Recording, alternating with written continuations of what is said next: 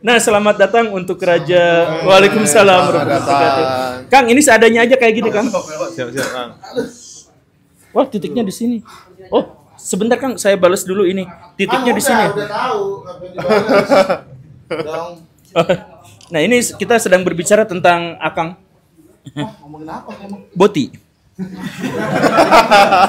Saya kan bukan boti, Oh, iya, bukan. lesbi.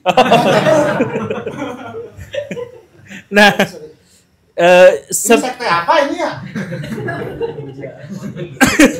ini kita berbicara soal sepenuhnya sains, Kang. Oh, Cuman sains. kalau mau merokok boleh, Kang?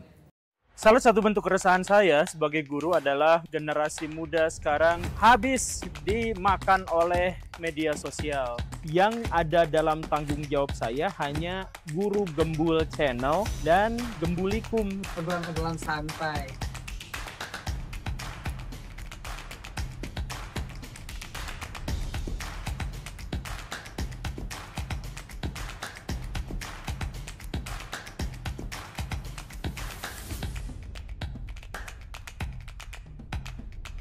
Assalamualaikum Baraya, selamat datang kembali di Gembulikum. Cuman musuh orang jahat itu adalah fakta. Jadi ketika ada orang yang berbicara fakta, maka itu adalah musuh bagi orang-orang jahat.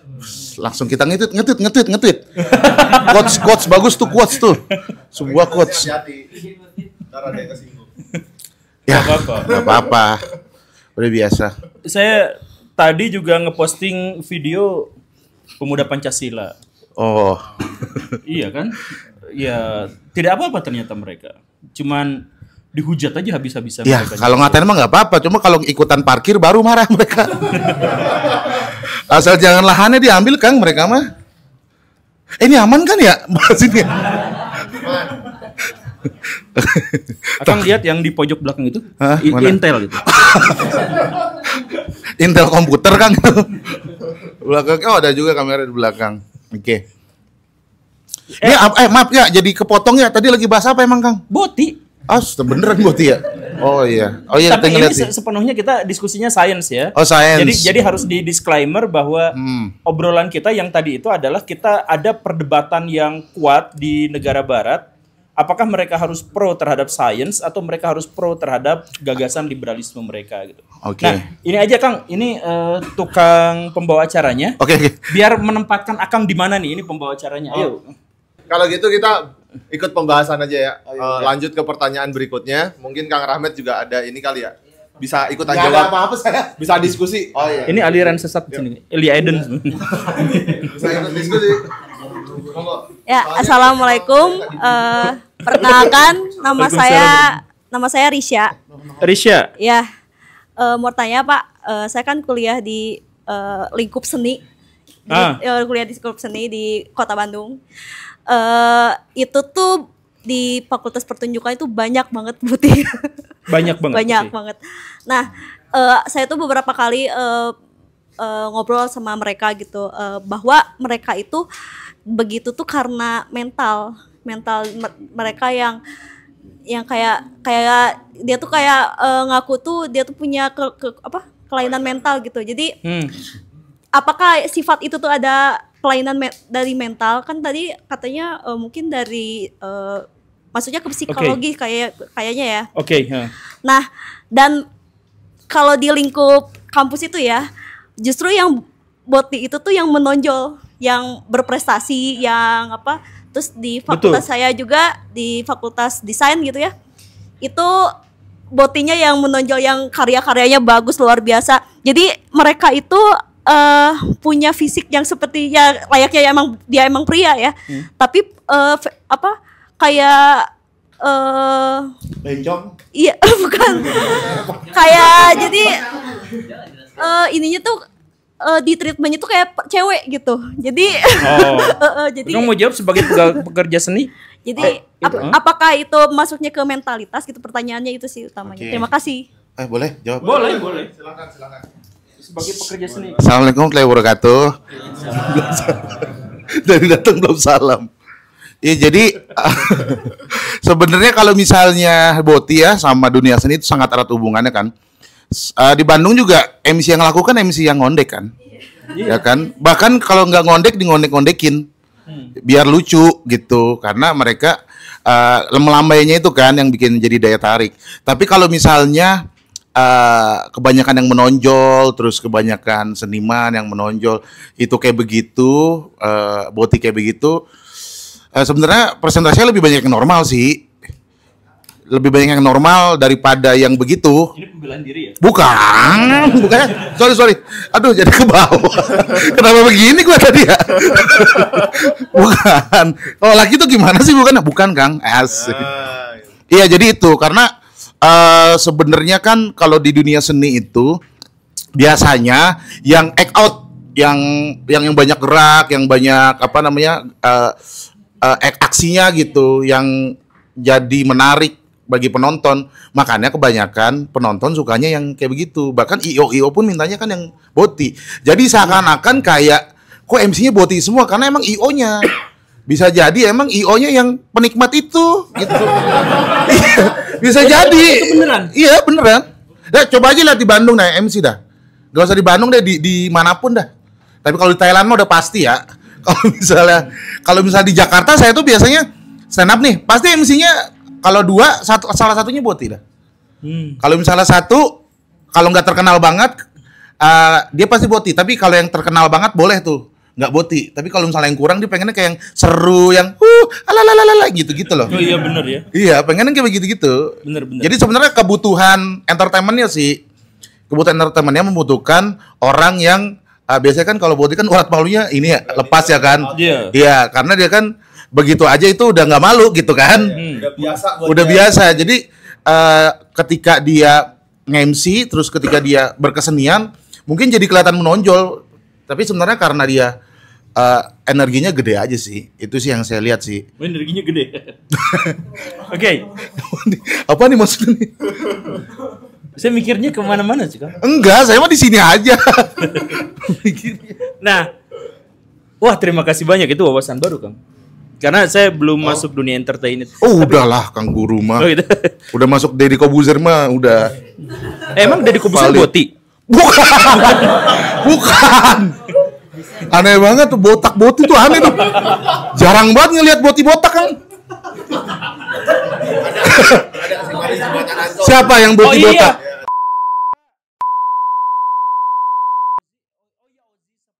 Oh, itu doang. Iya. Gini nih Teh, kalau misalkan Teteh pengen tahu jawabannya apakah mereka itu sebenarnya memang semuanya benar-benar mental atau genetik atau apa segala rupa, hitungan sederhananya gini nih. Boti sejati itu cuma 4% dari populasi. Jadi kalau lebih dari itu, berarti itu jadi sebenarnya dari Boti ke hetero, Boti itu dalam definisi homoseksual ya. Dari Boti ke heteroseksual itu sebenarnya spektrum. Jadi ada yang 100% heteroseksual, ada yang 100% Boti. Nah, di antaranya itu ada skala 1 2 3 4 5 6. 0 tuh heteroseksual 100%, yang 6 tuh homoseksual 100%. Nah, sisanya di sini itu ada yang 2 3 4 5 dan itu bisa diubah oleh lingkungan. Jadi sama seperti ada selebriti.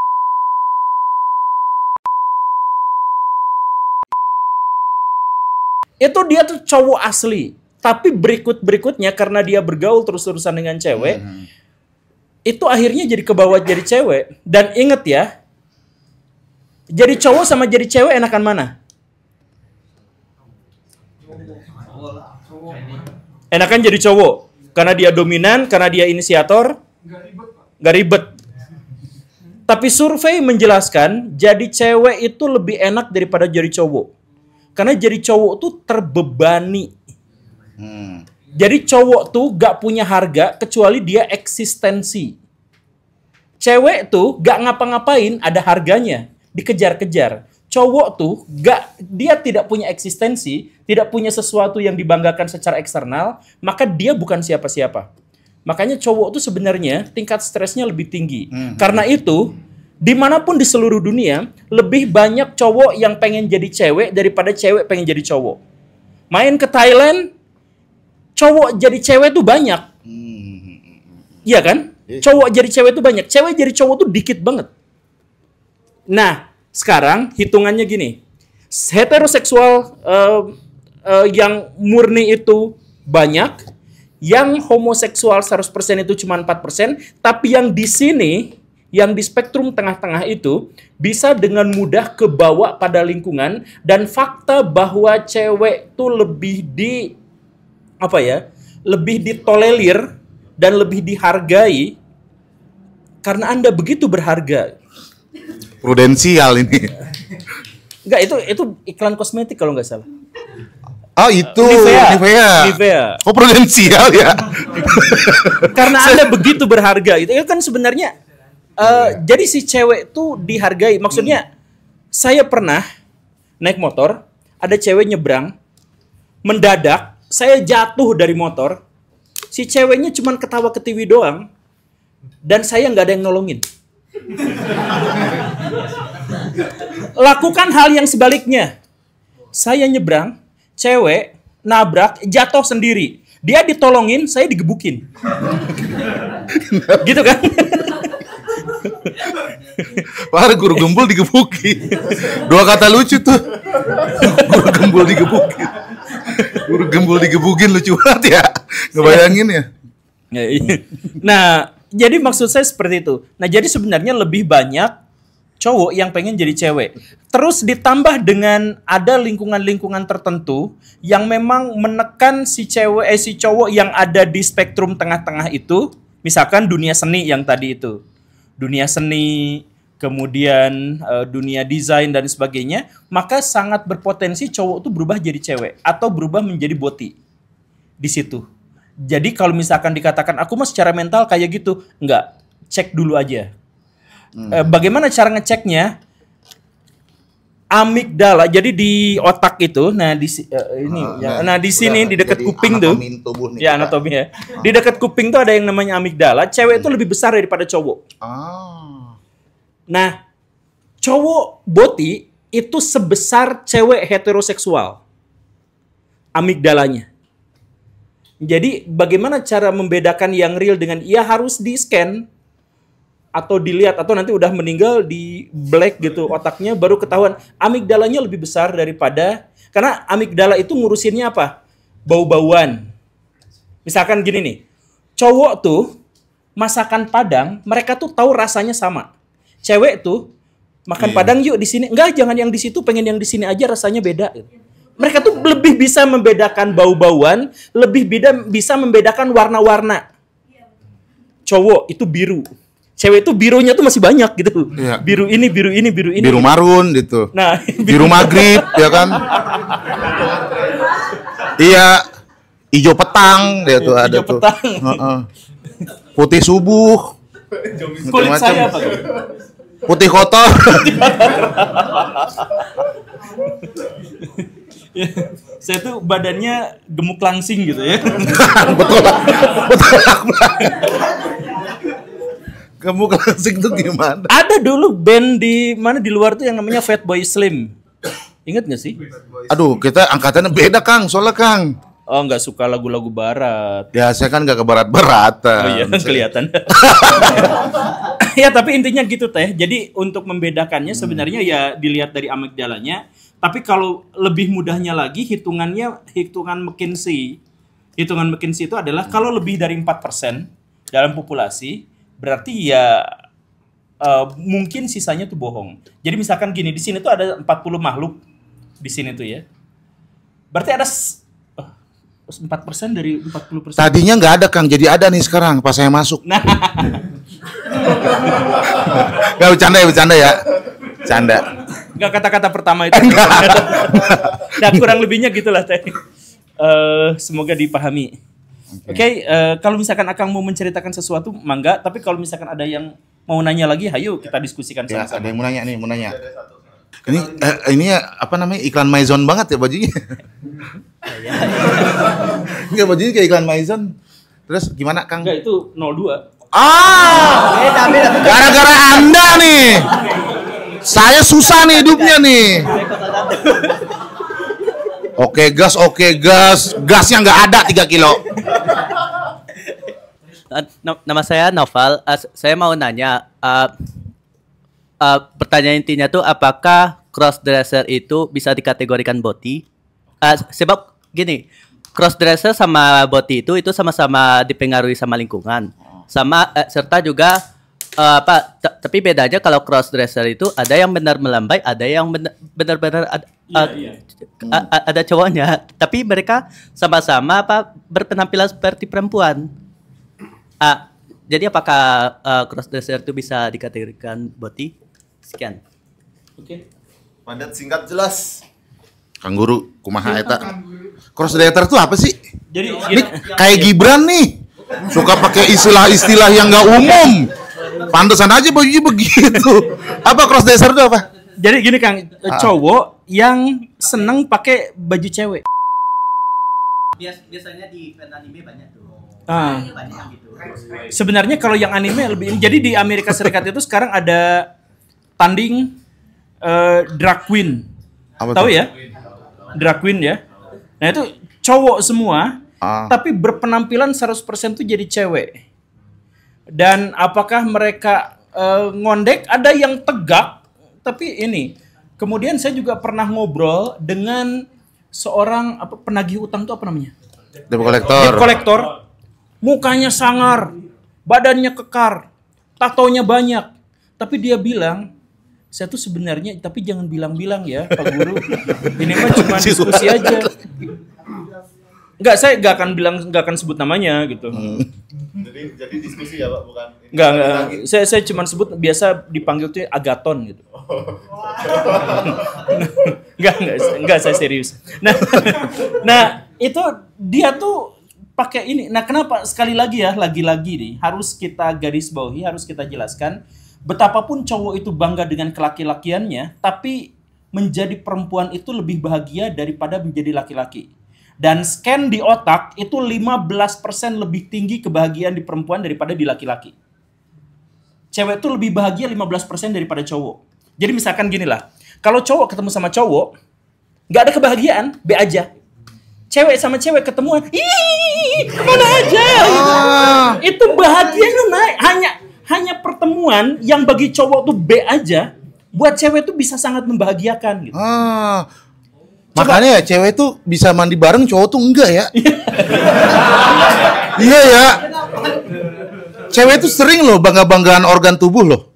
Iya. Iya, kalau cowok tuh najis gitu. Kenapa ya? Ya karena itu ya. Iya, karena itu. Jadi cewek tuh bagaimanapun 15% lebih bahagia. Contohnya misalkan gini, cowok punya kucing tuh biasa aja, cewek tuh bisa langsung digemuk-gemuk gitu kan. Iya. Karena naik, kebahagiaannya tuh naik gitu. Makanya dia disuruh untuk ngurus anak ya. Iya. Kalau laki kan biasanya kan dijual kan tuh. buat judul tuh brengsek banget itu laki tuh. Bener. Ada dijual. Lagian disuruh laki ngurus anak, dijual. Oh gitu ya. Oh jadi emang secara ini Kang, secara naluri emang dibikin begitu ya. Atau garis besar yang lebih sederhananya aja gini Kang. Ketika cowok orgasme, dia masih sadar 100%. Cewek orgasme tuh setengah kesadarannya hilang saking nikmatnya. Wah. Klitorisnya cewek itu 8.000 syaraf kenikmatan. Kepala penisnya cowok tuh cuma 4.000. Dan cewek punya 3 spot kenikmatan, cowok cuma 1. On the spot tuh ya. Itu soal betapa nikmatnya cewek gitu ya. Tapi sekali lagi kita cowok itu punya kompensasi kenikmatan karena apa? Karena dia mampu berinisiatif untuk menciptakan kebahagiaannya sendiri. Jadi kebahagiaan cowok itu eksternal. Dia mencapai sesuatu baru bahagia. Cewek nggak ngapa-ngapain bisa bahagia sendiri. Kayak gitulah.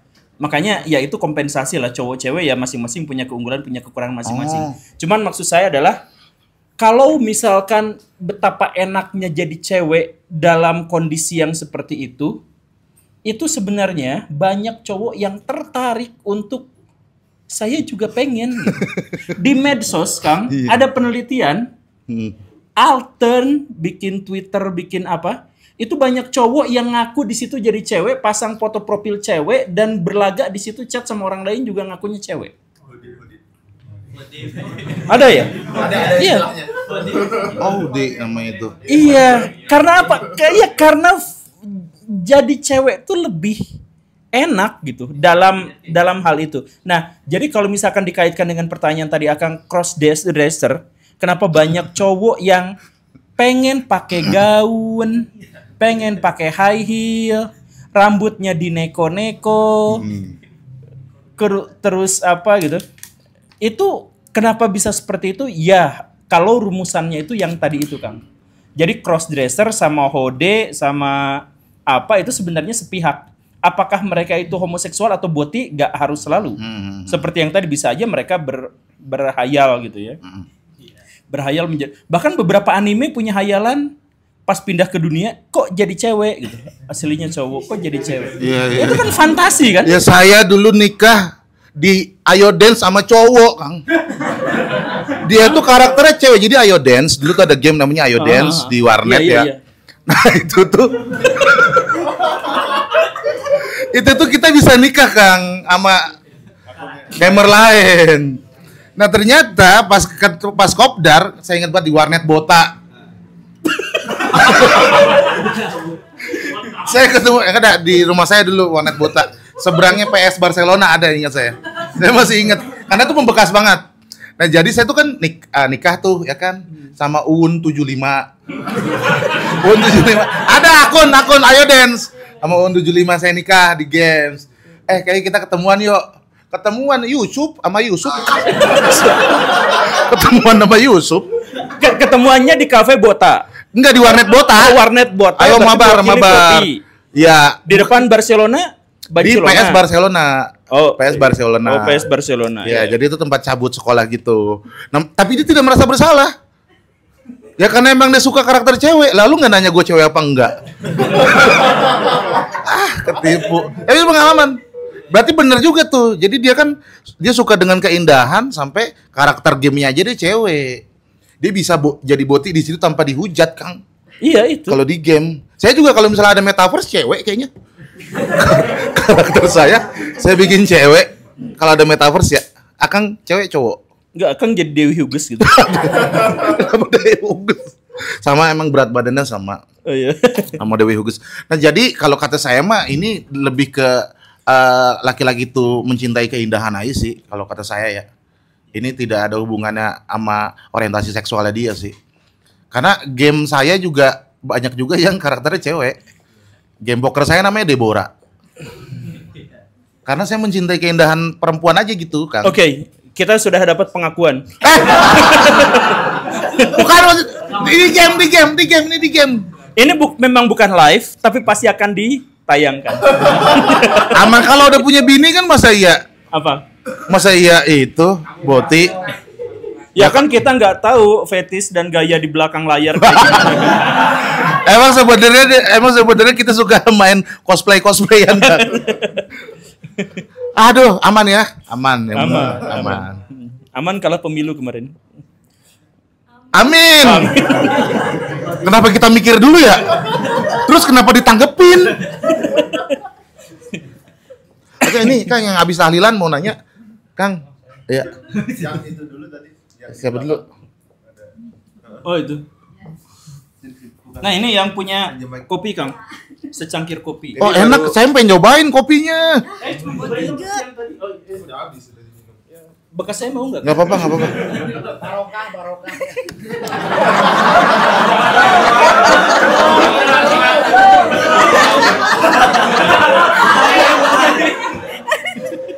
Udah mulai doktrin ya.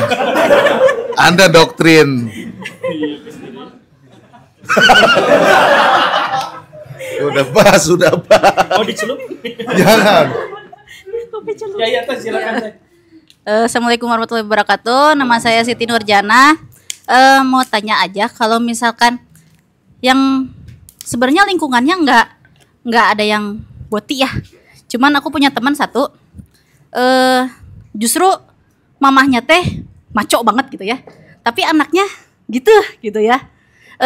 Tapi kalau ditanya tuh ada ya mah takdir orang gitu tah. Terus kita ngasih tahu ke dia teh gimana gitu. Masih ngasih tahu teh kamu teh harusnya nggak gini loh gitu ta. Ceritain kisah Nabi Lut. Ya, itu menurut saya ceritain kisah Nabi Lut. Insya Allah tobat. Ini takdir saya gitu kan. Enggak, maksudnya dia tuh emang boti gitu. Kayaknya iya. Bener nggak apa cuma Cuman dia melambai doang? Melambai dan emang kalau lingkungan rumahnya nggak ada yang boti. Cuman karena dia merasa dia kayak gitu, jadi dia keluar nyari yang lingkungannya kayak gitu ta. Oh. Dari kecil juga kayak gitu.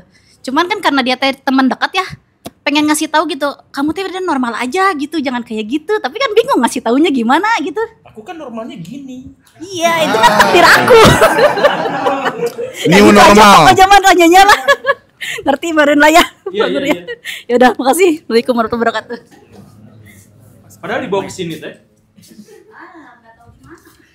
Tapi kalau bagi saya ya, maaf ya Kang, saya No sorry. smoking. Tapi kalau bagi saya ya, itu agak sulit karena kan saya ngelihat perdebatannya ya. Perdebatan di kolom sosial media. Kita emang sebenarnya nggak bisa ngebilangin juga. Perintah Tuhan aja dilanggar kok apalagi perintah manusia. Kalau kata saya mah Kang. Karena banyak juga teman saya yang begitu juga. Khatam Quran. Ngerti hadis.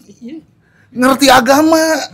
Ya kan yang dia tahu itu dilarang aja sama dia dilanggar apalagi cuma omongan kita. Malah kata teman saya ya, kemungkinan kenapa bot itu masih ada karena waktu zaman Nabi Lut, waktu negeri itu diazab, ada yang keluar negeri. Iya, karena aduh astagfirullah. Karena nih Kang, kaum Nabi itu yang diazab nggak ada lagi. Nabi Nuh nggak ada kaum Nabi Nuh sampai sekarang. Tapi Akang ingat nggak Nabi Lut pada waktu itu ngomong apa? Ngomong apa? Aku bisa saja menghancurkan semua boti, tapi aku sisakan sedikit agar kalian semua bisa merasa. Itu kayaknya Nabi Jerman itu malah. Bukan Nabi Lut itu mah. Ya kemungkinan sih, kata teman saya ada yang keluar negeri sih Kang. Waktu diazab. Jadi pas datang kok kosong ya nih. Terus dia beranak pinak. Berarti swasta berarti. Swasta. Keluar negeri kan berarti sekolah di swasta. Kenal lagi ya saya sama jokes bapak-bapak. Nah tapi ya berarti yang seperti yang tadi penjelasan sederhananya, ya mungkin berarti itu adalah memang dari komposisi otaknya yang memang seperti itu, yang berarti dia tuh boti sejati. Nah, tapi terkait dengan, ya kan ada boti sejati. Enggak, sejati itu kan kayak maskulin banget ya, tapi boti sejati itu digabungin kayak nggak cocok banget. Pria sejati tuh kayak cocok gitu kan. Iya benar juga. Sejati itu kan sekuat jati gitu. Iya, oh sejati itu sekuat Iya, jati. sekuat jati. Seperti jati, sekualitas jati gitu. Oh. Baru nggak tahu ya? Baru tahu dong. Nah, jadi kalau misalkan begitu teh ya seperti yang dibilang tadi, mungkin mereka termasuk dalam 4% yang dimaksud itu. Karena gini, aduh punten pisan ya. Agama itu kebanyakan adalah interpretasi subjektif dari orang berkepentingan. Sebagai contoh sederhananya adalah pejabat itu ada yang seumur hidupnya tidak makan babi, tapi mereka bersedia korupsi. Mereka tahu dalilnya 100%, tahu persis, tapi mereka melakukannya. Kenapa? Karena dosa dan pahala itu bukan hitungannya, hitungan dari Tuhan ada surga, bukan. Tapi yang disesuaikan dengan kepentingan kita. Ada maling, ketangkep. Kenapa kamu maling? Ya Pak, kami mah cuma maling orang kecil. Kenapa Bapak yang nangkepnya saya, koruptor-koruptor itu dibiarkan? Dia punya pembenaran atas apa yang dia lakukan. Setiap orang itu begitu. Karena apa? Karena otak manusia lebih banyak bekerja sebagai pengacara daripada sebagai hakim. Dia membenarkan apa yang menjadi tindakannya, karena itu adalah cara mereka untuk bertahan hidup. Kalau misalkan akang saya ejek, kenapa sakit hati? Walaupun ejekan itu fakta, kita tuh menganggap itu tuh menyebabkan kita sakit hati. Kenapa seperti itu? Karena sebenarnya kita punya sistem dan mekanisme pertahanan diri. Nah, termasuk sistem dan mekanisme pertahanan diri itu adalah ketika kita melakukan kesalahan, kita akan mencari pembenaran atas kesalahan-kesalahan itu. Ada orang yang sangat taat beragama, orang yang baca Qur'annya banyak, tetapi dia memanfaatkan agamanya untuk menipu orang lain. Ada. Ada kiai hafid Quran, orang Bandung, orang Antapani, dekat banget sama rumah saya, kurang dari setengah kilometer. Dia memperkosa 21 santriwatinya sampai 9 diantaranya hamil. Tapi apa? Dia adalah pimpinan pesantren hafid Quran. Nah, pas dia diwawancara, itu namanya tuh hewan, Pak. Bagus. Iya. Bagus. Ingat ya Heri kasus itu ya? Hah? Iya itu kan Iya. disingkat kan kita kalau misalkan ada narapidana harus pakai inisial. Iya. Atau disingkat. Iya, yang Hewan. pakai peci itu kan. Iya. Yang kalau pakai kacamata kayak guru gembul juga kan itu. Enggak jelekan dia. Oh, silakan. 21 ya, gila itu orang. Iya. Jadi dia hidup di dunia isekai harem gitu. Nah, jadi kalau misalkan ada yang misalkan dia hafal Quran tapi kok tetap boti, gak ngaruh gitu. Bahkan pembunuh berdarah dingin meledakkan pesawat lah, meledakkan orang tidak bersalah lah, atau membunuh bayi dan anak-anak. Bagi mereka kadang-kadang mereka nyebutnya ini adalah jihad. Iya kan? Oh iya, pembelaannya takdir Tuhan. Nah iya takdir. Ya kalau Tuhan apa namanya nyuruh gue jadi boti, ya gue lagi menjalankan perintah Tuhan ini. Nah iya betul. Kan mikir bangsa tuh begitu. Jadi ya lagi-lagi agama pada akhirnya menjadi interpretasi manusia untuk membenarkan tindakan-tindakan salahnya.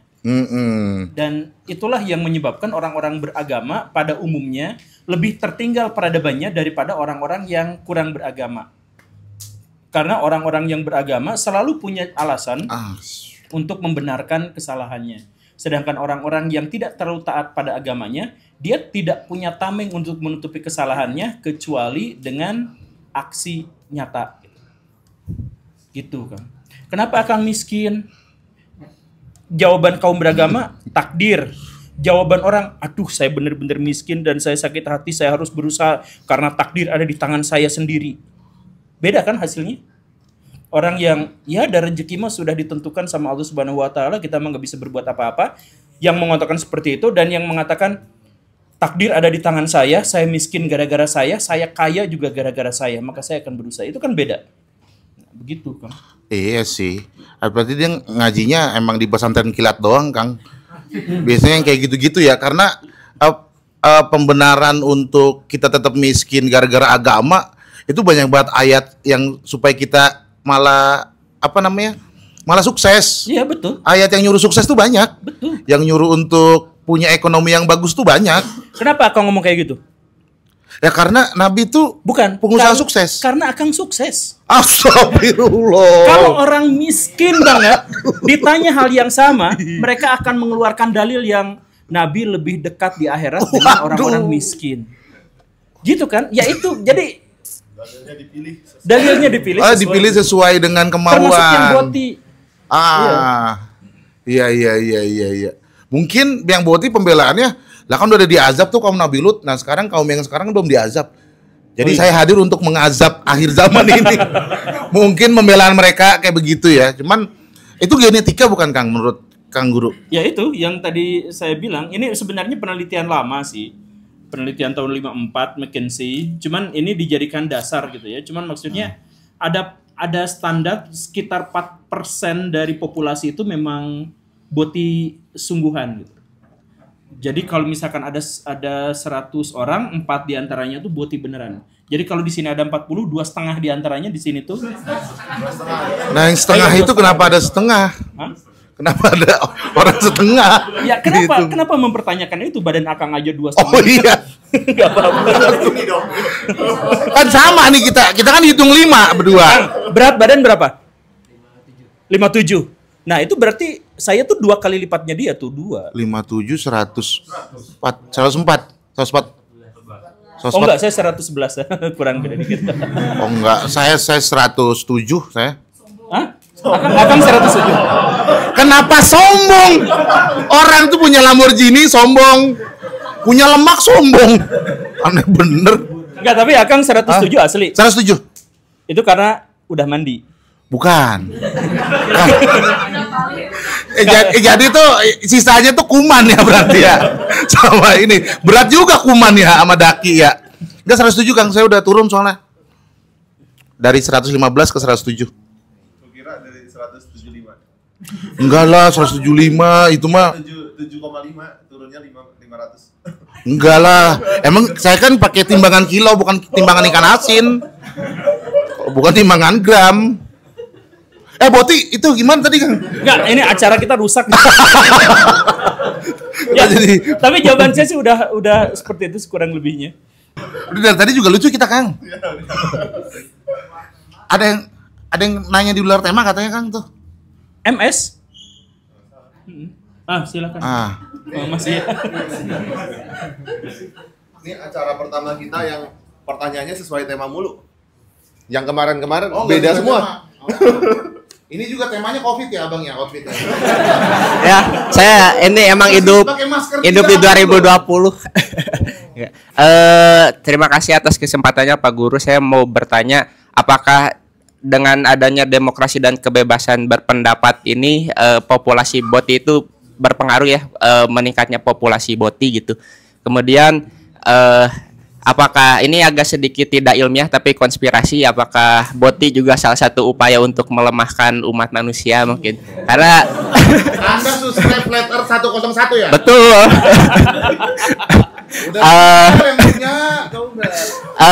Karena ini dari pengalaman pribadi saja itu, kalau punya teman bot itu menyenangkan untuk jadi bahan bercandaan, tapi kalau diajak kerja yang serius, karena saya kan kuliahnya pertanian, nah susah tuh disuruh nyangkul, pasti ada aja alasannya gitu.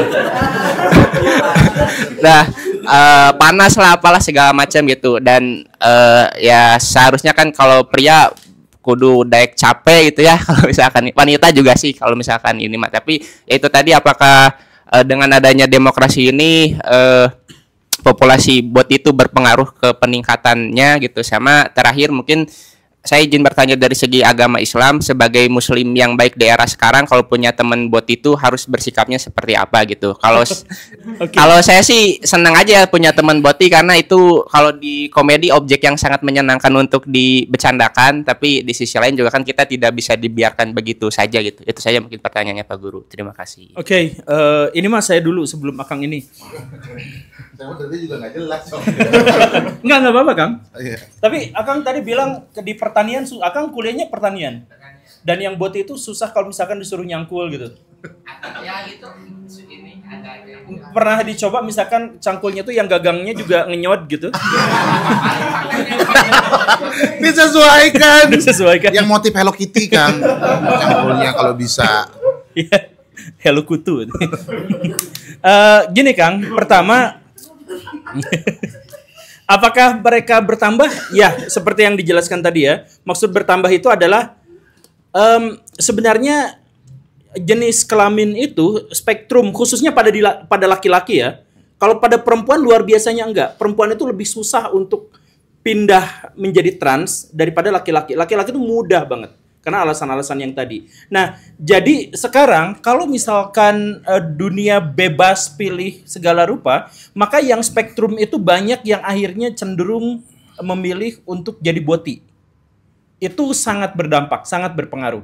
Dan itu memang benar. Meningkatkan populasi ya. Tapi apakah mereka bisa diobatin? Bisa. Bisa berubah jadi itu lagi. Karena mereka ada di spektrum tengah-tengah.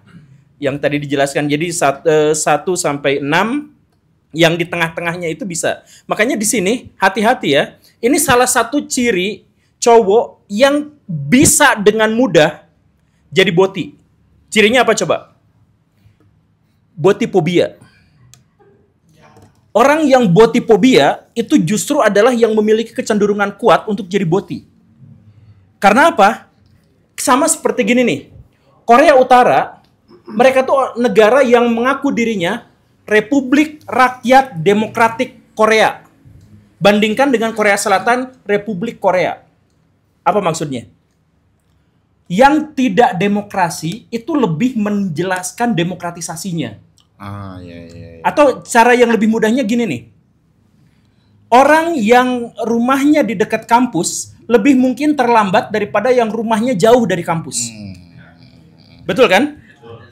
Karena apa? Karena ada mekanisme dalam otak gitu untuk bisa melakukan antisipasi terhadap yang tidak kita sukai. Nah, jadi ketika ada orang yang jijik banget sama Boti, sebenarnya bisa saja itu adalah ekspresi dari otak alam bawah sadarnya yang tahu bahwa betapa dirinya sangat rentan. Indonesia rentan untuk pecah. Karena sukunya beda, bahasa beda, agama beda, pulaunya terpecah belah.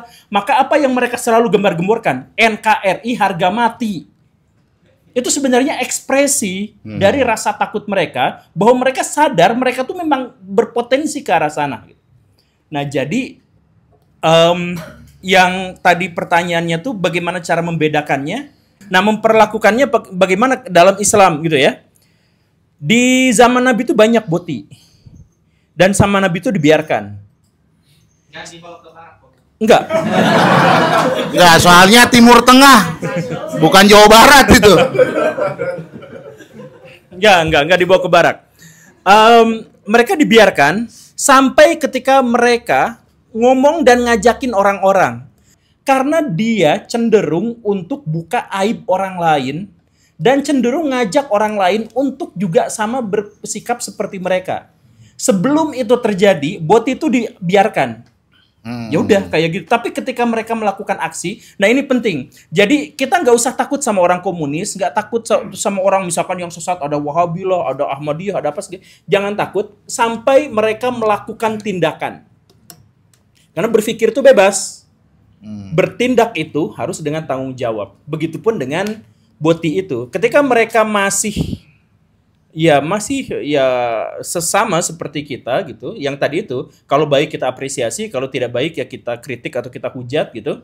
Sampai sebatas itu. Tapi ketika mereka misalkan melanggar aturan-aturan yang menularkan pada pihak lain, ingat homoseksual menular. Dalam hal ini ya, secara sosial homoseksual menular.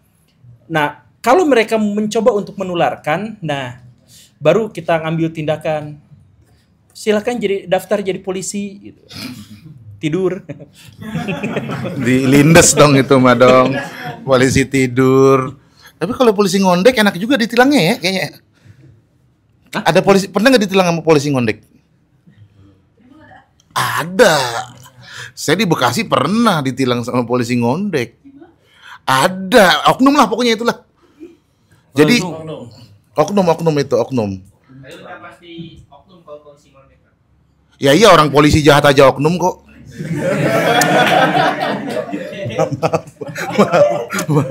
Maaf. Ya jadi. Padahal kita capek ya harus sebut oknum gitu ya. Iya ya, kenapa nggak bilang aja ya? Nggak semua polisi gitu, harus aja penegasan. Oknum itu singkatan apa sih, Kang? Oknum? Baok apa?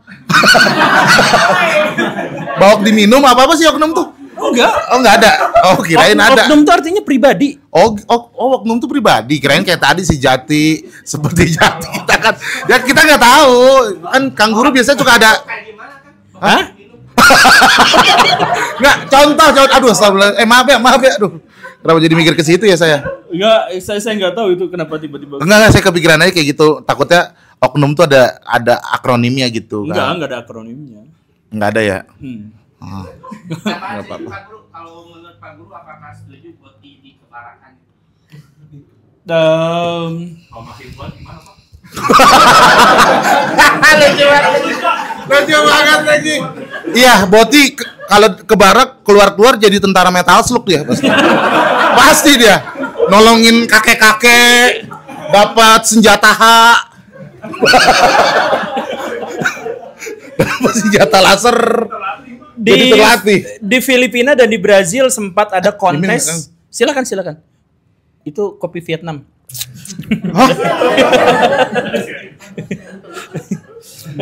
Nah, di Filipina dan di Brazil sempat ada kontes binaraga khusus Boti. Iya. Saya nonton full. Saya ngeliat YouTube-nya. Oh, lihat YouTube-nya. Iya. Emang badannya gede-gede, tapi bagian bawahnya yang gede gitu. Bagian panggul pantatnya itu berotot dan bulat gitu, kurva banget gitu. Bulat ya. Bulat banget. Nah, Jadi boti kalau misalkan disuruh nge-gym sampai kuat gitu, dia tetap jadi boti tapi boti yang berotot gitu. Boti terlatih. Boti kalau misalnya kuliah jadi pinter tapi jadi boti pinter ya. Ya sudahlah begitulah kurang lebih. Coba kita cek di internet di Google apa? Apa kenapa? Boti berotot. Banyak, Kang. Banyak. Coba dah member nge-gym dah. Oh iya Banyak pasti itu. Mandinya bareng, mencurigakan dah. Kalau laki-laki udah mandi bareng tuh. Hadap-hadapan. Kalau dulu kan Rasul punya wewenang untuk menginikan itu. Menginikan apa tuh? Menganukan. Nah kalau menurut Pak Guru kalau sekarang dengan pertamanya boti supaya tidak bertambah populasinya yang Solusi. ini gitu. Waduh, udah kayak desak Anies nih acara. Minta solusi. Saya secara pribadi belum mengambil sikap apakah mereka itu harus ditindak dan diberi misalkan ada aturan-aturan khusus tentang itu. Karena yang tadi itu secara sains itu sudah fix. Tapi secara sosial itu cukup membingungkan karena kita juga dalam Pancasila itu ada kemanusiaan yang adil dan beradab, di mana kita tidak mungkin menghukum orang gara-gara dorongan biologisnya gitu. Kalau misalkan dia bertindak sesuatu baru kita bisa hukum, tapi kalau misalkan dia tidak bertindak sesuatu hanya berperilakunya ngondek seperti itu, nah itu kan gak ada regulasinya, gak ada aturannya, dan yang jelas kita merasa tidak punya alasan hanya gara-gara dia boti kemudian kita isolasi misalkan, itu juga sulit. Ya sekali lagi ya, saya tetap sampai sejauh ini mengatakan bahwa boti itu kelainan. Saya mohon maaf. Trans itu jelas penyakit, tapi saya juga mohon maaf. Tapi saya tidak akan mendiskriminasikan mereka ketika mereka tuh ada bersama saya. Begitu. Jadi kayak makanya saya mau tandem sama beliau. Berarti saya difabel gitu maksudnya. Enggak. Akang mah ngambil kesimpulan yang gitu terus, padahal kan saya memang benar. Iya. Jadi kayak diperlakukan tuh ya kalau misalnya dia berbeda gitu, kayak kan saya tuh punya teman yang jarinya tuh numbuh lagi gitu ya. Ada 12 jarinya. Yang memperlakukannya kayak orang ya dia berbeda aja gitu secara orientasi. Tapi kalau kayak gitu secara agama bukannya harus diperingatin ya? Ya, yang saya bilang tadi, di zaman Nabi itu ada boti dan mereka baru dikucilkan setelah mereka terbukti nyebar virus. Ya sih, saya biasanya nge-cut. Bukan maksudnya. Bukan itu. Jadi kita punya banyak lah teman yang seperti itu ya. Nah, kalau misalnya dia udah mulai nunjukin video-video MMA, Nah, saya udah mulai, saya biasanya langsung saya blok tuh dia tuh. Kalau misalnya dia udah arah-arah ke sana, terus udah nyeritain, lu tau nggak kenapa lebih enak sama cowok? Karena kita tuh tahu struktur Kenti itu kayak gimana. Nah, udah mulai kayak gitu. Saya langsung cut off tuh. Cuman emang penasaran juga. Tapi saya tidak bisa menikmati karena bener Kang, boti itu bakat loh. Kalau kita tidak punya bakat itu, nggak bisa lo menikmati lo. Iya. Bener, nggak bisa menikmati. Kayak ngelihat cowok ganteng kan ada yang terangsang, nggak bisa terangsang kita. Kalau emang nggak punya bakat. Betul, ya itu hormon. Gini nih ya. Libido. Cowok tertarik sama cewek itu gara-gara mata. Kenapa gara-gara mata? Karena cowok itu penciumannya kurang kuat. Cewek tuh mampu mencium feromon, cowok gak bisa. Dan itu gara-gara amigdala. Nah, cowok homoseksual itu penciumannya sekuat cewek, makanya dia bisa mencium feromon. Makanya ngelihat misalkan berdekatan dengan cowok keringetan, dia tuh sange gitu. Sange Pharma. Sange Pharma. Oh, itu ya. Oh. Jadi gini nih. cowok tuh karena kurang penciumannya, ya kayak tadi itu nasi padang tuh bagi cowok tuh sama semuanya sama, karena penciumannya kurang. Karena itu dia nggak bisa mencium feromon. Nah, sebagai kompensasi atas kurangnya penciuman cowok, maka dia tertarik secara visual. Karena cowok tertarik secara visual, maka cewek kemudian berevolusi untuk menjadi tubuh sesuai dengan preferensi cowok tentang keindahan gitu. Makanya saya bilang ini mah belak-belakan aja. Cewek punya payudara tuh itu tuh gara-gara cowok. Gak ada fungsi apapun di situ. Untuk pegangan hidup ya. Ya. Pegangan hidup cowok. Jadi itu adalah daya tarik visual. Dan cowok tuh sehat ketika melihat itu. Serius. Ini masa sih? Science ya, ini science kita. Gara-gara Akam sih. Aduh, saya coba ya. Nanti amun abi gering teh. Kan istri saya. Teh, buka dulu kancingnya teh. Mau. Itu serius. Serius bisa. Maksudnya kalau misalnya metabolisme kita lagi kurang, kita ngeliatin istri kita gitu. Iya. Itu gitu metabolisme tubuh kita lebih baik. Oh, pantesan brother tuh suka ini ya, suka terinspirasi dari straight. Brother kagak ada yang body soalnya kategorinya. Suka terinspirasi dari dokter, terus ngebuka itu. Oh, valid nih, valid. Gini nih ya, ini biar kita nggak mikir yang aneh-aneh ya. Gini ya ceritanya ya. Waktu kera itu kan jalannya dengan 4 kaki. Tangan tuh berisik gitu ya. Nah, bagaimana cara mereka mengenali betina yang sudah matang secara seksual? Bagian belakangnya tuh mudah terlihat. Misalkan merekah merah. Gitu kan? Tapi ketika manusia berdiri tegak, bagian bawah itu gak bisa dilihat. Jadi manusia itu tidak bisa secara visual membedakan mana perempuan, mana betina yang sudah siap reproduksi dan mana yang belum. Karena sudah berdiri tegak, sebagai kompensasinya, maka dia harus menampilkan tampilan visual agar menunjukkan bahwa dirinya sudah matang secara seksual. Maka tumbuhlah payudara. Jadi payudara tuh muncul gara-gara manusia berdiri tegak. Nah, itu science ya, jangan. Ada yang namanya demam? Gemak. Oh, gemak. Oh, aduh saudara di sini ya. Nah, di sini kalau mau makan di bawah gratis, selama bayar tuh gratis ya. Ya, itu nggak gratis dong kalau bayar. Kalau misalnya bayar dulu nggak gratis, Kang. Gratis tuh kan itu, Kang. Apa kepanjangan itu, Kang? Gratis tuh. Nah, soalnya kan Guru Gembul nih trivianya banyak ya. Saya tuh jadi penasaran apa jangan setiap kata itu akronim ya? Enggak, ini itu kata serapan dari Portugis. Oh, gratis. Portugis kalau misalkan berterima kasih gracias kan? Oh, gracias. Gracias itu cuma-cuma kan?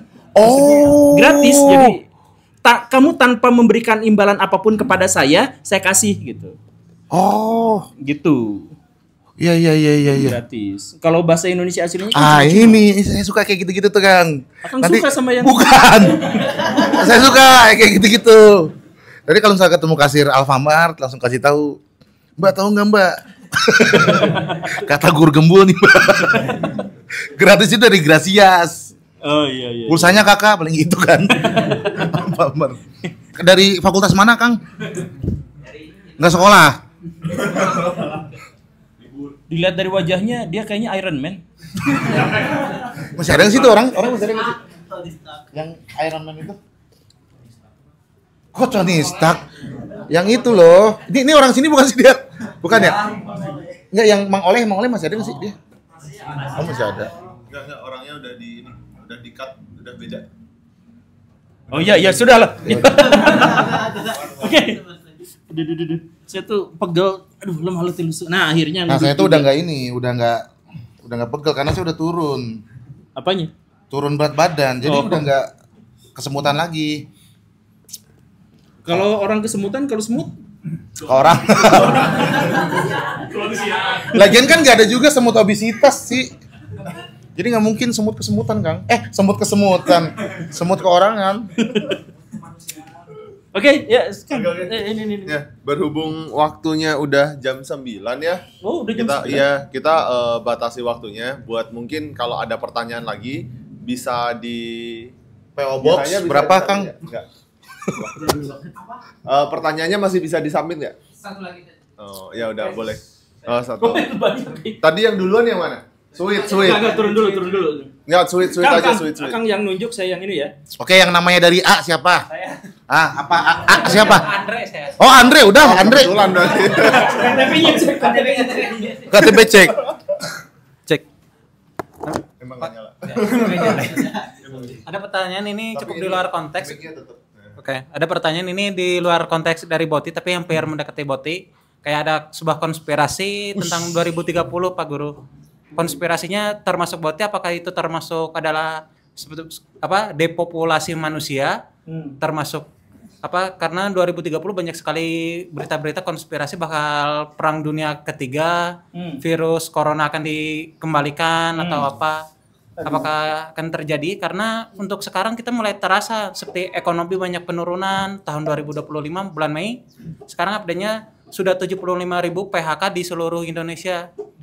Ekonomi Indonesia semakin lesu. Apakah akan terjadi krisis 98 kembali atau dunia akan mengalami Great Depression jilid 2 dan mengakibatkan perang dunia ketiga kembali terjadi? Karena ciri-cirinya sudah terjadi seperti perang dagang, pajak proteksionis antar negara sudah mulai terjadi yang akhirnya mengakibatkan perang kekerasan yaitu perang terjadi. Boleh tanggapannya Pak Guru? Akang mau ngasih? Nah, kalau itu di luar kemampuan saya. Saya nggak ngerti ekonomi karena mungkin saya tidak terdampak kali ya, Kang. Nggak, Kang, gini, Kang. Apa? Ini sangat ini harusnya Akang bisa jawab. Karena apa? Perang dunia kedua Thank you. diakhiri gara-gara apa? Komedian. Dijatuhkannya Fat Man. Bom atom yang dijatuhkan ke Nagasaki namanya adalah Fat Man, dan itulah akhir dari perang dunia kedua. Jadi Akang keterlaluan kalau tidak tahu ini. Ya tapi kan perut saya lemak, isinya bukan nuklir ini. Kenapa jadi saya? Enggak Akang itu. Nah, saya tuh mikirnya ke Zelensky, kan dia komedian nih. Oh, iya. Awal muala invasi kan saya area ke sana. Ternyata Kang Guru punya jalur lain. Gini nih, dalam 20 tahun terakhir, Corona udah nyerang bumi 3 kali. Coronavirus, SARS, kemudian COVID yang kemarin. Itu semuanya satu keluarga, namanya Corona. Nah, jadi kalau misalkan dari tahun 2000 sampai 2020 dia nyerang 3 kali, maka secara statistik seharusnya sebelum tahun 2030 dia akan nyerang lagi. Gitu, katanya Kang. 100 tahun sekali, Kang, itu virus. Kan 100 tahun nih. 100 tahun itu virus yang membantai, yang ngebunuh banyak orang. Nah, tapi itu tuh mengalami percepatan. Maksud mengalami percepatan itu adalah karena ada 3 faktor ya yang menyebabkan ada 3 faktor yang menyebabkan. 1, kontak manusia dengan ternak itu naik berkali-kali lipat daripada zaman dulu. Ya kan? Kontak manusia dengan ternak itu dampaknya apa? Dampaknya akan ada mutasi virus. Virus udah santai di bebek. Kemudian karena interaksi yang kuat dengan manusia, virus itu bisa masuk. Dia mati. Karena kita bukan bebek. Metabolisme tubuhnya beda. Tapi beberapa virus yang kuat akan bermutasi demi mempertahankan kehidupannya. Dia di bebek, udah kadung pindah ke manusia, teman-temannya mati semua, dia yang paling kuat. Dia akan bermutasi.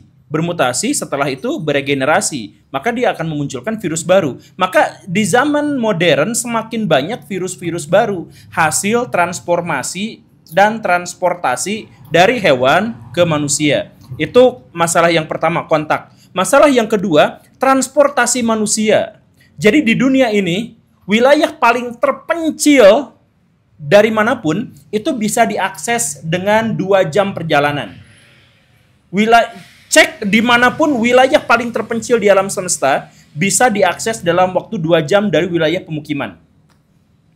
Itu manusia. Artinya apa? Kalau misalkan ada transportasi yang se-ekstrim itu, maka penyebaran virus itu juga menyebar. Maksudnya gini, ada virus dari bebek masuk ke saya, dia bermutasi habis-habisan, akhirnya bisa bertahan. Tapi di saya dia tidak menghasilkan apapun, tidak menghasilkan gejala apapun. Tapi pas ketemu sama Akang, kita beda. Nah, bisa aja di sana dia bereaksi, di saya enggak. Nah, jadi akhirnya dunia zaman sekarang itu mengizinkan mutasi virus itu besar-besaran. Itu masalah yang kedua. Kemudian masalah yang ketiga apa? Masalah yang ketiga itu adalah kerusakan lingkungan. Kerusakan lingkungan itu menyebabkan jangankan virus, manusia aja beradaptasi dengan ekstrim. Hewan itu beradaptasi dengan ekstrim. Kita tuh biji testis, kemudian bagian belakang kepala, itu kita tuh berevolusi dengan sebelum 100 tahun kita tuh berubah. Kalau misalkan makhluk bersel banyak aja dipaksa beradaptasi se-ekstrim itu, apalagi virus dan bakteri yang cuma 1 sel. Mereka bisa beradaptasi dan bermutasi dengan sangat cepat. Nah, yang paling dikhawatirkan itu adalah kalau ada virus yang macam gini. Jadi virus tuh ada kelemahan dan kelebihannya, Kang. Misalkan gini, virus rabies misalkan ya. Rabies virus bukan sih? Virus. Oke lah. Rabies itu kuat luar biasa, bisa membunuh 100%. Orang yang udah terjangkit nggak mungkin sembuh lagi. Tapi penularannya sulit banget. Influenza mudah banget. Di udara tuh bisa hidup dia tuh. Tapi tidak mematikan.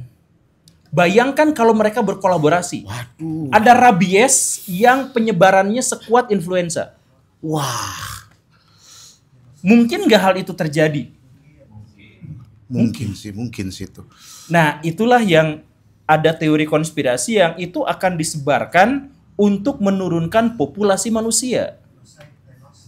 Kenapa populasi manusia harus diturunkan? Karena secara kalkulatif, bumi itu idealnya hanya menampung 500 juta manusia. Ah, serius? Serius. Lebih dari itu, bumi rusak. Jadi sebenarnya manusia yang virus ya? Iya, betul. Manusia itu adalah virus bagi bumi. Makanya, coba kalau Akang kena serangan bakteri atau infeksi gitu ya, atau virus gitu ya, Akang kan demam. Panas tubuh kan? Begitu pun bumi. Bumi infeksi, ya dia jadi pemanasan global. Panas gitu. Lagi gering ya. Jadi bumi itu lagi gering, mencoba untuk menurunkan populasi kita. Masuk akal. Iya. Tapi kalau 2030 kecepatan sih, Kang. Maksudnya saya tidak siap ketipu sama cewek pakai masker cakep pas dilepas jelek gitu. saya belum siap di dalam kondisi-kondisi seperti itu, sama banyak seniman gitu, agak kesulitan sih. Kenapa cuman butuh waktu 10 tahun dari itu tuh? Karena kan faktor-faktor yang tadi disebutkan 3 itu kan memang sudah dari tahun 2000 atau 90 kan emang udah terjadi kan. Kenapa dia tuh baru sekarang gitu? Apa memang ada yang mendorong? Ada yang ngipasin? Elit global, Freemason, Scientology? Enggak, Kang. Tadi saya belum jawab sebenarnya. Oh, belum jawab. Akang teteh ini aja yang jawab. Yang saya tanya, mungkin nggak virus sekuat rabies bisa menebar secepat influenza? Jawabannya kan pada mungkin. Masuk akal. Sebenarnya jawabannya tidak. Jawabannya tidak mungkin. Karena apa? Karena virus tuh gak pernah mau membunuh manusia. Dia mau jadi inang aja ya?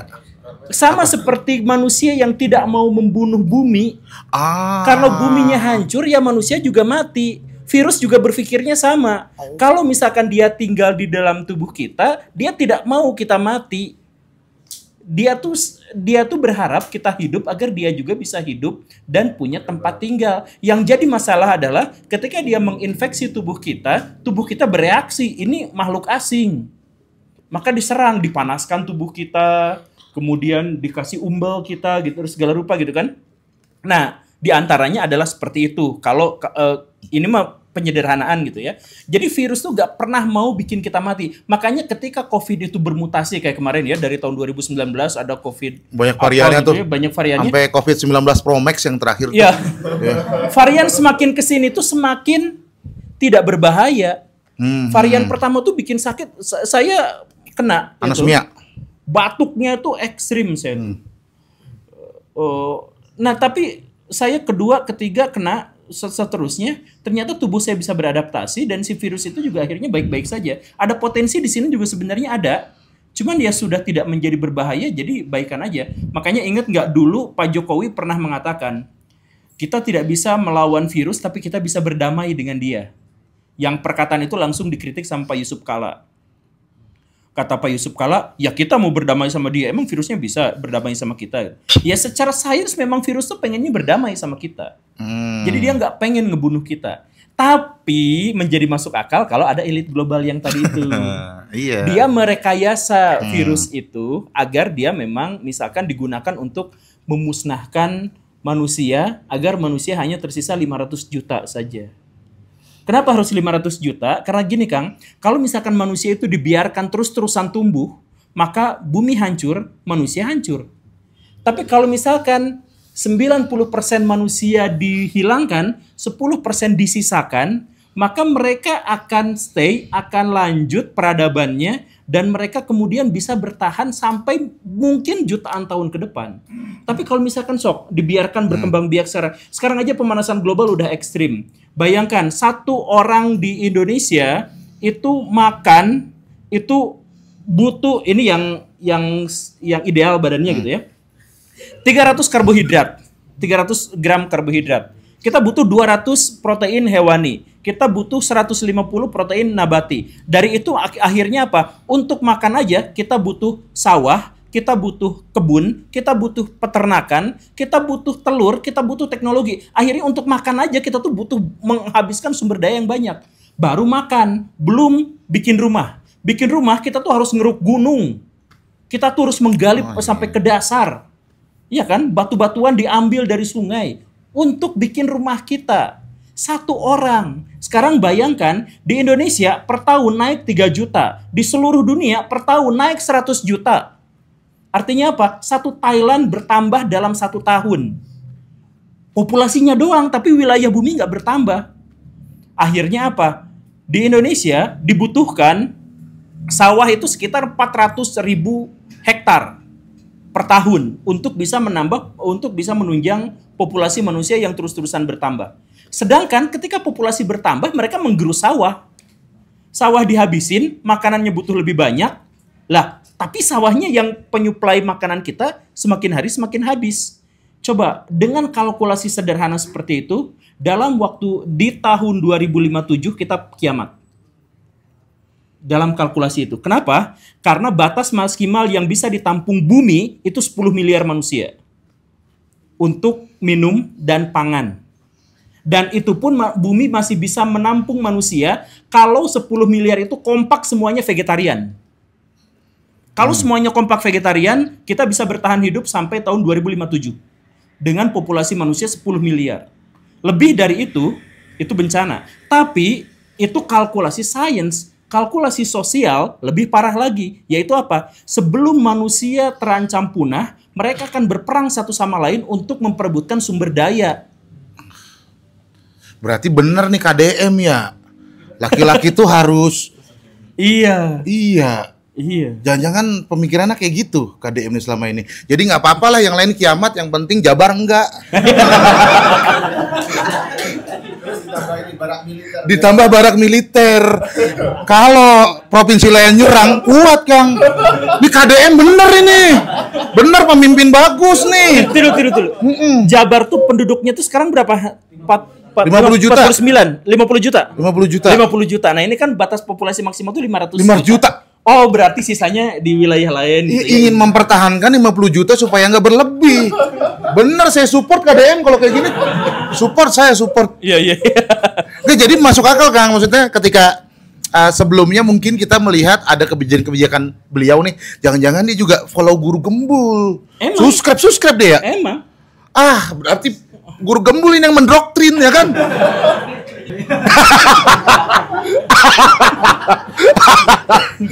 Oh iya, kalau Kang Guru besok Kang Guru bikin itu dong. Konten ini UMR Jabar dinaikin. biar didengerin ya. Setuju ya? Nih, lihat nih. Wah bener ada bukti. Tuh, ada kan? KDM Gubernur Jabar Tea. Kenapa namanya begitu sih? Nama kondaknya. Oh iya ya. Bisa jadi ya. Ini rekaman ini harus disebarin ke rakyat Jabar sih, Kang. Jangan. Kenapa? Iya, kalau misalkan nanti Jawa Barat aja yang aman, nanti orang Jawa Tengah, orang Jakarta semuanya pindah ke sini. Ya, iya juga sih. Jadi jangan sampai orang Jakarta atau yang sudah tinggal di Jakarta atau meniti karir di Jakarta itu sampai ke Bandung, sampai ke Jawa Barat, jangan sampai. Jangan pulang. Ya karena mereka Saya pulang nanti. Kan ya, hanya Jawa Barat yang selamat gitu kan nanti. Saya di Bekasi, Jawa Barat. Saya bukan Jakarta. Masih aman saya mah. Coba Bobotoh atau Jackmania? Aduh, kalau saya masalahnya follower saya ada yang Bobotoh, ada yang Jackmania gitu. Nanti saya takut nasibnya kayak Pak RK, udah jangan. Jangan.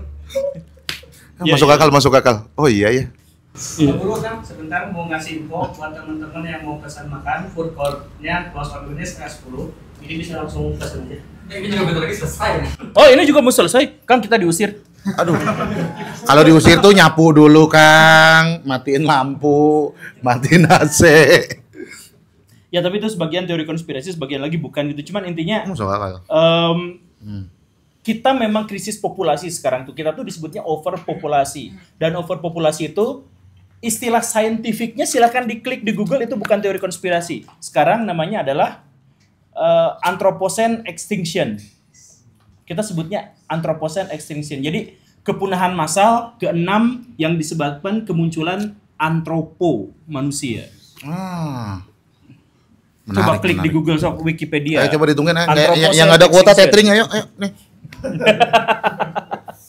Nah itu sekarang memang sedang bermasalah gitu ya dalam hal itu.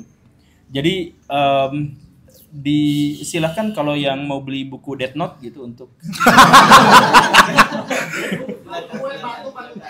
Akang ini hidup di dunia isekai ini. Apa? Jangan tulis koruptor yang pertamanya. Soalnya nggak ada yang memerintah nanti. Bahkan kita nggak punya rakyat. Yang hidup cuma anak bayi. Karena cuma mereka yang belum korup. Paling korup jumlah kandungan kali ya, bayi ya. Korupsi jumlah kandungan 7 bulan udah lahir.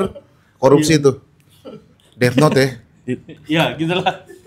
Oke, saya tuh ini terbebani oleh dikejar waktu. Mau tutup ya ininya ya? Emang mau tutup? Ya food court-nya aja kan? Iya. Food court-nya aja yang mau tutup. Di sini mah juga nggak ada yang jajan, Kang. Ada yang jajan banyak. Tapi kan udah pada jajan semua. Diskusi lanjutannya bisa di bawah. Oh ini mau ditutup. Ngusir perlahan. Ya. Ngusir dengan kode. Diskusi lanjutannya di bawah, di kerak bumi maksudnya ya. Bukan di sini. Oke. Ya terserah kalau misalkan mau diskusi. Oke. Berhubung waktu ya, mungkin kita bisa ketemu lagi di Sirariung berikutnya. Nanti dikabarin. Oh ini setiap bulan ya? Seharusnya setiap bulan. Jadi siap-siap aja, nanti bakal dikabarin lagi via WhatsApp, terutama yang udah daftar pasti bakal dikabarin lewat grup yang udah dimasukin itu. Oke, sekian terima kasih. Makasih buat Pak Guru sama Kang Rahmat. Saya ikut aja peserta saya jatuhnya. Saya peserta. Ikut aja. Enggak ada bintang tamu. Tamu doang enggak ada bintangnya saya. Emangnya saya Sambo. Ada bintangnya. Oke, buat acara yang Sirariung bahas topik udah selesai. Mungkin buat diskusi yang mau buat apa, mungkin kita bisa lanjut di bawah ya. Oke, kita pamit ya. Terima kasih banyak kehadirannya. Salam buat keluarga semua. Kalau ada apa-apa, jangan sungkan untuk nge-DM, untuk ngobrol, untuk diskusi. Dan semoga kita bisa bagi-bagi manfaat satu sama lain. Termasuk terima kasih untuk kopi yang sudah habis. Secangkir kopi tapi botol. Mana teh botol tapi kotak. Itu punya siapa, Kang? Punya ini dikasih kan ke saya. Oh, gitu? Ada rekamannya, Kang. Saya bukan oknum. Coba di menit ke 37 kalau nggak salah. Tadi akan ngasih. Kita ketemu lagi di acara berikutnya. Iya. Terima kasih.